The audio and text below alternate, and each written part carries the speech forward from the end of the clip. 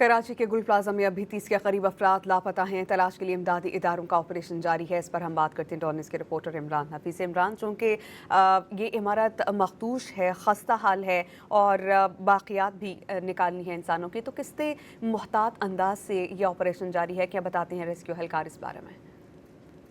जी, इस वक्त मैं गुल प्लाजा के ऊपर मौजूद हूँ और ये यहाँ पर जो सानिया हुआ है ये 5वें रोज़ में जो है वो दाखिल होने के लिए जा रहा है। यहाँ पर अभी मज़ीद सूरत हाल ये है कि अंदर जो रेस्क्यू की टीमें हैं वो जो अंदर मिसिंग पर्सन थे उनकी तलाश के लिए जो है यहाँ पर कोशिशें जारी हैं।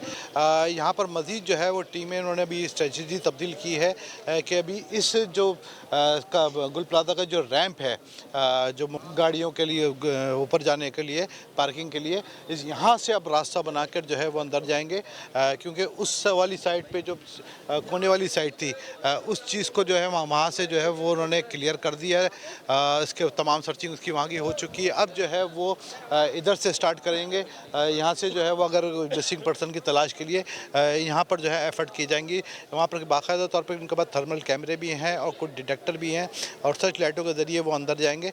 बताया इनका ये जा रहा है कि अंदर खासी जो है वो गरमाइश बहुत ज़्यादा है, जहाँ जिसकी वजह से यहाँ पर जो है अंदर ज़्यादा देर ठहरना बहुत दुश्वार होता जा रहा है। यहाँ पर जो डिप्टी कमिश्नर साउथ हैं वो अपनी निगरानी के अंदर जो है यहाँ पर तमाम जो है इक़दामात हैं, जो इमदादी सरगर्मियाँ हैं वो उनकी निगरानी के अंदर जारी हैं। जी, बहुत शुक्रिया इमरान, आपने अपडेट किया।